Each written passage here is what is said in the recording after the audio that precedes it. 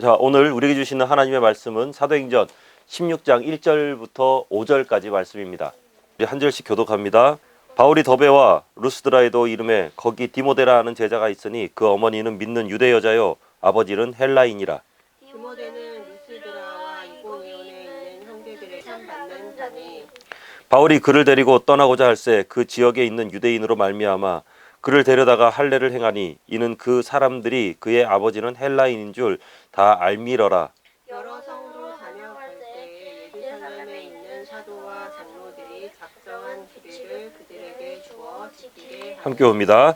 이에 여러 교회가 믿음으로 더 굳건해지고 수가 날마다 늘어가니라. 아멘. 자, 우리는 지난 주일에 초대교회에서 일어났던 큰 스캔들 중에서 하나인 바울과 바나바의 갈등에 관해서 함께 나눴습니다. 큰 스캔들이죠. 사건입니다. 개척자이고 일꾼이고 성령의 능력을 가지고 사람들의 병을 고치고 기적을 일으키고 성경의 해박한 지식을 가지고 복음의 최전방에서 그 누구도 해내지 못하는 이방인 선교의 열매를 맺어가던 바울, 그리고 그런 바울과 함께 위로하고 격려하고 따뜻하게 감싸 안아주면서 피스메이커의 역할을 감당했던 바나바. 이 두 사람은요, 뗄래야 뗄 수 없는 관계. 그렇죠, 뗄래야 뗄 수 없는 관계. 그리고 사실 지금의 바울도 바울을 바울 되도록 서포터 해준 사람이 또 바나바거든요. 이 두 사람은 찰떡같은 콤비 플레이, 이 콤비 플레이로 세계 선교의 새로운 장을 열어가면서 수많은 크리스천들을 양육하고 그들에게 비전을 제시해 주었습니다. 그런 그들이었지만 예상치 못한 암초를 만나서 갈라서게 되는데 바로 바나바의 조카인 마가 요한의 사건 때문이죠. 1차 전도여행이 막 시작돼서 이제 본격화될 무렵 어떤 사정인지 모르겠지만 요한이 변한간 집으로 떠나겠다 하면서 집으로 돌아가 버립니다. 1차 전도여행이 막 시작된 것, 그 시점에서 얼마나 황당했겠어요. 아마도 어이가 없었을 겁니다. 이제 사역을 본격화시키면서 힘을 내야 되는 바로 그 찰나에 팀의 젊은 멤버, 젊은 피였던 마가가 이탈해버렸다. 이것은 전도여행 팀 전체에 정말 큰 악영향을 미쳤을 것이다 라는 것은 불보듯 뻔한 일이죠. 그리고 그 깐깐한 성격의 바울이 이 사건을 결코 잊지 않았을 겁니다. 그런데 그런 마가를 2차 전도여행에 합류시키자, 그것도 자신을 가장 잘 알고 있다고 믿는 사람, 영적 전쟁이 일어나는 그 전쟁터에서 마음 놓고 자신의 뒤를 맡길 수 있는 든든한 조력자인 바나바의 입에서 그런 말이 나왔다. 바울이 굉장히 인간적으로 좀 바나바에게 실망했을지도 모르죠. 이렇게 예루살렘의 두 리더십은요, 예상치 못한 암초를 만나게 돼서 결국 그 간극을 조절하지 못합니다. 팽팽하게 평행선만 달리게 되죠. 그러다가 서로 심히 다투게 되고 결국에는 갈라서게 되는 그런 초유의 사태가 벌어지게 되고 맙니다. 자, 이처럼 교회에도, 그리고 교회 리더십들 사이에서도 얼마든지 갈등이 일어날 수 있다는 것이죠. 수십 년을 다른 환경, 다른 생각, 그리고 다른 경험을 하면서 살아간 사람들이 모인 하나의 공동체, 그 공동체에 만약에 갈등이 없다? 그것은요, 아마도 위선이고 또 다른 교만일지도 모릅니다. 얼마든지 갈등이 일어날 수 있어요. 그리고 갈등이 일어날 수 있다라는 것을 우리는 먼저 인정을 할 때 연약하고 아직 고칠 점이 많은 나 자신의 모습을 있는 그대로 수용하게 됩니다. 그리고 우리는 나의 중심으로 일어나는 갈등 상황을 이제 받아들일 수 있는 준비가 되는 거죠. 왜냐하면 나는 약하기 때문에 그런 거예요. 마가가 쓴 책도 있지 않나? 마가복음. 아 맞아. 마가복음에 그 마가요? 맞아요. 의사 마가? 아니, 의사는 누 같고. 그런데 많이 발전했나? 그 마가가 젊었을 때는, 어렸을 때는 이런 어이없는 행동을 했다는 거예요. 갈등이 일어날 수 있고 나의 연약함 때문에 갈등이 시작될 수 있다. 그리고 이 갈등이 바로 나의 연약함으로 인합니다 라는 것을 받아들이면서부터 우리는 해결의 시작점을 비로소 찾을 수 있게 됩니다.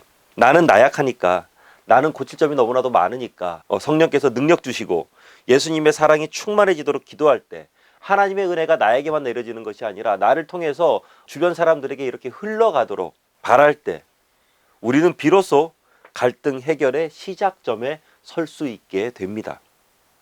그리고 혹시 해결되지 않고 뭔가 내 마음 가운데 찝찝함이 좀 남아있다고 할지라도 상대방을 미워하지는 마십시오. 나랑 안 맞는 사람은 분명히 존재합니다. 나랑 코도 안 맞고요. 그리고 나랑 성격 안 맞는 사람 분명히 존재해요. 그런데 그 사람을 미워해서는 안 될 것이 그 사람을 통해서 일하실 하나님이 계시거든요. 나랑 다르기 때문에 내가 할 수 없는 여러 가지 하나님의 사역들을 나와는 너무나도 안 맞고 나랑은 코드가 너무나도 안 맞는 그 사람을 통해서 하나님께서는 분명히 행하실 것입니다. 그리고 그런 갈등 상황을 통해서 하나님께서는 우리가 상상하지도 못했던 새로운 일들을 분명히 행하시게 됩니다. 자, 이렇게 갈라서 버린 바울과 바나바, 결국은 다른 행보를 보이게 됩니다. 원래의 계획은요, 구부로 섬으로 먼저 갔다가 자신들이 방문했던 교회들을 순차적으로 돌아보면서 1차 전도여행의 루트를 쭉 한번 복기해 보는 것이 원래의 계획이었죠. 그런데 지난주에 봤죠. 15장 39절 말씀을 보면 바나바가 마가를 데리고 먼저 구브로로 떠나버립니다. 그래서 바울은요, 신라와 함께 수리아와 길리기아로 경로를 변경합니다. 이게 바로 15장 40절과 41절의 내용이에요. 바나바가 배를 타고 예루살렘 서쪽으로 쭉 가버렸어요. 그러니까 바울은 육로를 통해서 예루살렘 북쪽으로 올라가 버리고 만 것이죠. 자, 이처럼 바울의 삶에 변수를 만나서 처음에 계획을 접고 완전히 다른 루트로 그 길을 떠납니다. 갈등이 일어나고 그리고 그 가운데 어려움이 생겼다 그래서 포기하지 않습니다. 하나님께서 나에게 주신 사역을 감당함에 내가 할 수 있는 최선을 다하는 것이죠. 절대 사역을 포기하지 않는 거예요. 그리고 그렇게 포기하지 않고 또 다른 루트로 하나님의 일을 감당하면서 떠났을 때 그 앞에서 기다리고 있었던 것은 인생에 있어서의 큰 만남의 축복, 바로 디모데와의 만남이 그 앞에 기다리고 있었습니다. 오늘 함께 본 말씀인데 16장 1절 말씀 우리 함께 한번 읽어보도록 하겠습니다. 바울이 더베와 로스드라에도 이름에 거기 디모데라 하는 제자가 있으니 그 어머니는 믿는 유대 여자요 아버지는 헬라인이라. 아멘. 자, 이 디모데는요, 초대교회와 신학 성경에 있어서 아주 중요한 인물이고 바울의 수제자라고 불릴 정도로 리더십과 그리고 탁월함을 보였던 그런 인물이 바로 이 디모데였던 것이죠. 그런데 이 디모데는요, 오늘로 치면은 이 다문화 가정의 자녀입니다. 헬라인인 아버지와 유대인인 어머니의 자녀로 태어납니다. 그렇기 때문에 양쪽의 문화와 관습을 아주 잘 알고 있어요. 누구보다도 잘 알고 있습니다. 교회 역사 최초의 다문화 목회자가 지금 탄생하는 그 순간이죠. 복음이 열방을 향해 나가는 시점에서 다문화 목회자인 디모데는요, 아주 이상적인 사람이었음에 틀림없어요. 게다가 디모데는 바울의 1차 전도 여행에서 맺게 된 아주 특별한 열매거든요. 1차 전도 여행에서 루스드라에 도착한 바울, 그리고 바나바, 처음 사역을 시작하면서 안진뱅이를 일으킵니다. 큰 기적을 행하게 되죠. 그리고 그렇게 되니까 이제 그 지방 사람들이 제우스와 헤르메스가 이 땅에 현현했다라고 하면서 바울과 바나바를 막 추앙하기 시작해요. 그런데 비시디아 안디옥과 이고니온으로부터 유대인들이 거기까지 쫓아와요. 쫓아와서 선동을 합니다. 그래서 바울은 거기에서 돌에 맞아 죽을 뻔합니다. 아니 거의 죽었다고 해도 상관없죠. 사람들이 돌에 맞아 죽은 줄 알고 성 밖으로 내다 버렸으니까요. 아마도 보통 사람들 같았으면 어땠을까요? 소위 말하는 이 외상 후 스트레스 장애, 아마 트라우마에 빠져서 루스드라, 아마 루스라는 그 이름만 들어도 치가 떨릴 겁니다. 아마 그리고 그 지역 근처만 가도 막 가슴이 심장이 막 두근두근 뛰면서 힘들고 괴로운 공포 가운데 빠지는 그런 큰 괴로움을 호소할 만한 그런 사건이 루스드라에서 있었거든요. 극심한 두려움과 공포 때문에 공황장애에 빠진다고 하더라도 전혀 이상할 것이 없는 곳이 바로 바울이었고요. 죽음의 문턱까지 밟았던 그런 초유의 사태가 일어난 곳이 바로 이 루스드라였습니다. 왜 그렇잖아요. 우리가 복음을 전하는데 복음을 열심히 전하는데 받아들이지 않고요, 오히려 박해하고 멸시하고 그런 안 좋은 얘기 막 들으면은 마음이 어떻습니까? 저 사람에게 꼭 복음을 전해야겠다라는 그런 불과 같은 마음이 들기도 하지만 여간에서는 다시 또 복음을 전하는 것이 쉽지 않습니다. 내가 꼭 저 사람에게 전해야 돼? 저 사람 말고도 전할 사람이 얼마나 많은데 막 그런 생각이 들기도 하고요. 그런데 거부만 했던 것이 아니라 죽음의 문턱에 이르기까지 했던 루스드라, 그런데 바울은 그 루스드라를 다시 방문해요. 그리고 그 다시 방문했던 그곳에서 놀라운 만남을 경험하게 됩니다. 그토록 험한 일을 겪는 동안 자신도 모르게 뿌려진 복음이요, 디모데의 어머니와 외조모가 그 주님을 영접하도록 이끌어줬고요. 그리고 그 결과로 디모데는 훌륭한 목회자로 성장할 수 있게 됩니다. 최초의 다문화 목회자로. 맞아요. 사랑하는 성도 여러분, 아마도 바울은 루스드라를 떠나면서 발에서 먼지를 떨어버렸을지도 모르겠습니다. 그리고 그 루스드라에서의 사역은 대실패다. 여기에서 사역은 정말 소위 말해서 죽었다. 정말 죽을 뻔했다. 라고 이렇게 생각할지도 모르겠어요. 사역이라고 말할 것도 없죠. 목숨을 부지해서 살아남은 것만으로도 하나님의 크신 은혜다. 라고 이렇게 생각했을 것 같습니다.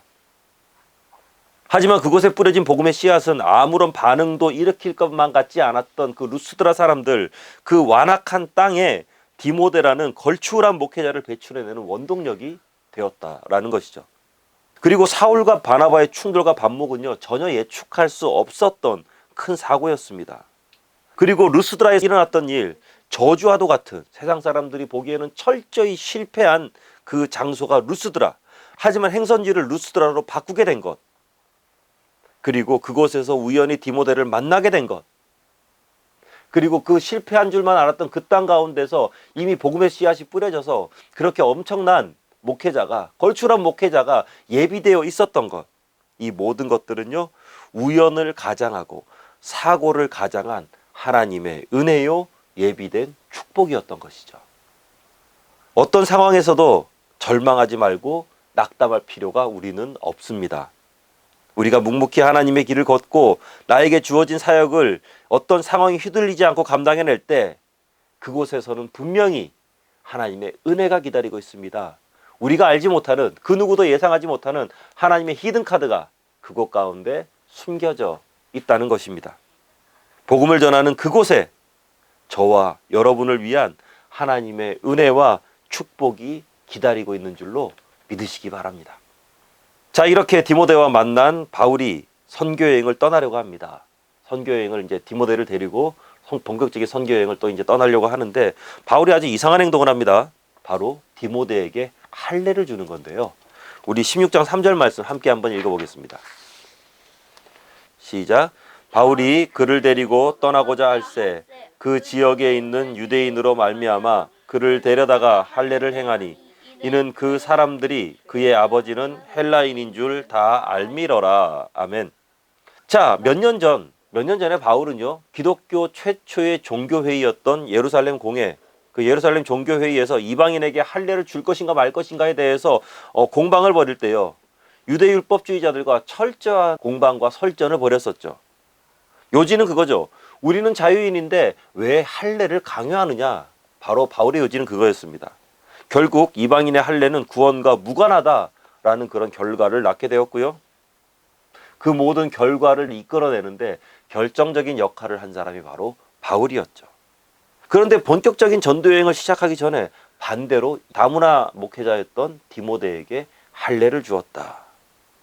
이것이 바울의 이중성 아닌가라고 이렇게 생각할 수도 있을지 모르겠습니다만, 이 할례는요, 행하는 목적이 굉장히 중요합니다. 우리가 어떤 일을 행하든지 그 행하는 것의 목적이 정말로 중요하잖아요. 앞서 소개한 바와 같이 디모데는 다문화 사역을 위해 준비된 다문화 사역자였습니다.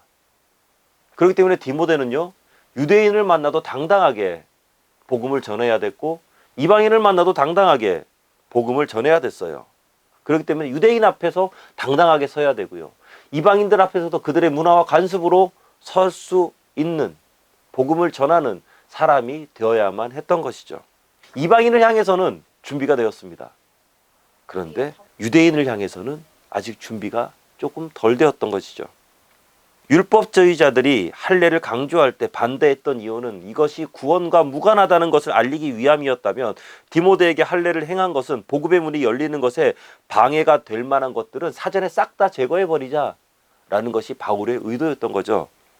아마도 이 바울이 디모데에게 이렇게 얘기했을 것만 같아요. 야, 디모데야, 너는 유대인을 만나건 헬라인을 만나건 누구를 만나든지 간에 당당하게 복음을 전해야만 하는 사람이다. 그렇기 때문에 유대인을 만나면 나는 할례 받은 정통 유대인이다 라고 당당하게 얘기하면서 복음을 전해라. 그리고 그것을 받지 않는다고 해서 구원을 못 받는 것이 아니다 라고 하면서 이방인들에게도 복음을 전해라. 잊지 말아야 할 것은 너는 세계에 복음을 전하러 나가야 되는, 그리고 그곳 가운데서 어떤 사람을 만나더라도 예수 그리스도를 전해야만 되는 바로 글로벌 미셔너리라는 것이다. 아마 바울이 디모데에게 이렇게 얘기하면서 좀 새로운 비전과 도전을 주었을 것 같아요. 사랑하는 성도 여러분, 우리는요 때로는 나만이 가지고 있는, 내가 가지고 있는, 내가 짜놓은 종교적 틀과 관습에 나 자신을 묶어놓기도 합니다. 그리고 그것으로 우리 주변을 묶어버리기도 합니다. 교회는 이런 모습이어야만 해, 성도는 이런 모습이어야만 해, 예배는 이렇게 되어야만 해, 기도는 이렇게 해야 해, 목사는 이런 모습이어야 되고, 장로, 권사, 집사는 이런 모습이어야 되고, 크리스천은 이렇게 해야 돼.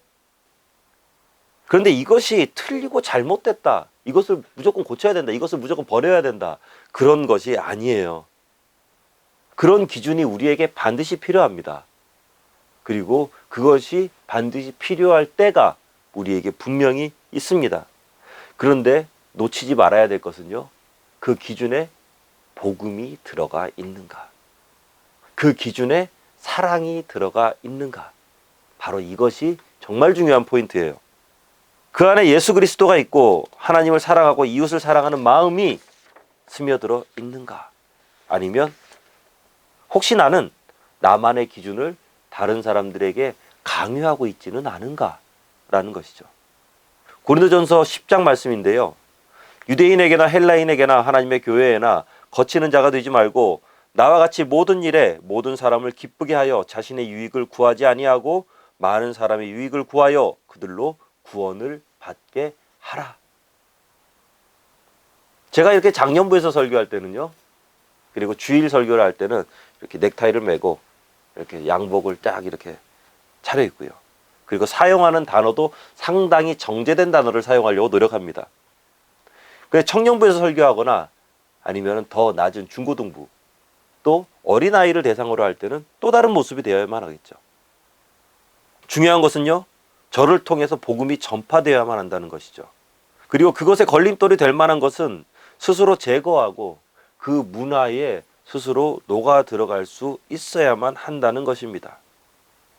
복음의 대상과 그 장소에 따라서, 내가 속한 곳의 문화와 그곳의 구성원에 따라서 복음을 전하는 방식과 복음을 전하는 형식은 달라질 수 있다는 것이죠.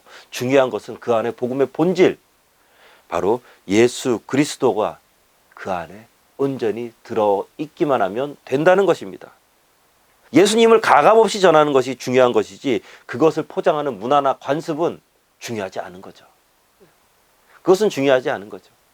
그렇기 때문에 힙합으로도 하나님을 찬양할 수 있는 거고요, 랩으로 하나님을 찬양하고요, 포크송으로 찬양을 하기도 하고요, 율동으로, 몸으로 하나님을 찬양하기도 하고요. 이 모든 것들이 다른 거죠. 틀린 것이 아니라는 것입니다. 주님의 지혜와 총명함이 복음의 본질을 훼손하지 않으면서도 어느 곳에 가든지 누구와 만나든지 거부감이 들지 않는 복음의 메신저가 되는 우리 모두가 되어지기를 주님의 이름으로 축원합니다. 차이를 차별로 만들지 말라고요? 맞아요. 그리고 다른 사람과 나와의 차이를 복음을 전하는 것에 걸림돌로 만들어서는 안 된다라는 거죠. 자, 말씀을 맺습니다. 세상은요, 보면은 어떤 갈등이 있을 때 민주주의라는요, 다수의 폭력을 사용하기도 합니다. 그런데 요즘을 보면은 이 소수자의 목소리가 비정상적으로 높아지면서 그들의 목소리를 너무나도 비정상적으로 수용해주면서 오히려 다수자들이 억압당하는 또 이런 모습까지도 보여지게 됩니다. 이렇게 극단으로 치달을 수밖에 없는 것은요, 문제를 해결하고 갈등을 처리하려고만 하기 때문이죠. 결국은 부작용이 생기고 갈등을 처리하려고 하는 그 과정 가운데서 새로운 갈등이 조장되게 됩니다. 그렇기 때문에 우리는 문제 처리보다는 화해에 중점을 맞출 필요가 있습니다. 갈등을 해결하지 말고 그 갈등을 은혜로 덮어주는 연습이 우리에게 더 필요한 거죠. 서로 의견 차이가 도저히 조율이 안 돼서 헤어지더라도요, 우리는 같은 하나님의 자녀임을, 그리고 우리는 같은 복음을 가지고 있음을 잊지 말아야만 합니다. 바울과 바나바는 헤어졌지만 둘은 맡겨진 사역을 지속적으로 감당했습니다. 그리고 그렇게 하나님의 사역을 감당할 때 하나님의 치유와 회복이 그 둘 사이에 일어나게 되죠. 바울과 바나바가 서로 싸우고 헤어졌지만 나중에 바울이 고린도 교회를 향해서 쓴 편지를 보면은요, 바나바를 축복합니다. 그리고 더욱 놀라운 것은요, 싸움의 빌미를 제공한 마가 요한이 다음에 이 훗날 바울과 함께 사역하는 것을 볼 수 있다라는 것입니다. 그리고 그렇게 하나님의 사역을 감당할 때 그 안에 감춰진 은혜가 더욱더 크게 드러남을 우리는 확인할 수 있습니다. 우리는요, 서로 싸울 수 있고요, 우리는 서로 충돌할 수 있습니다. 그것은 어떻게 보면 건강한 공동체의 모습이라고 할 수 있습니다. 중요한 것은 그것을 어떻게 처리하느냐, 그것이 어떻게 처리되어지느냐가 중요하죠. 사랑으로 용납하고 은혜로 덮어주시기 바랍니다.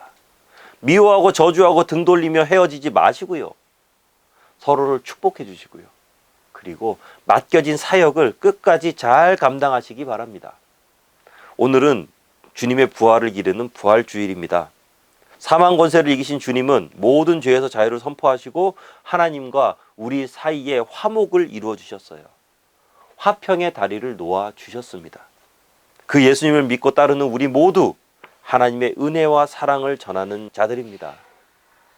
옛사람을 죽이시고 새사람을 입으시기 바랍니다. 십자가를 통해서 부활하시기 바랍니다.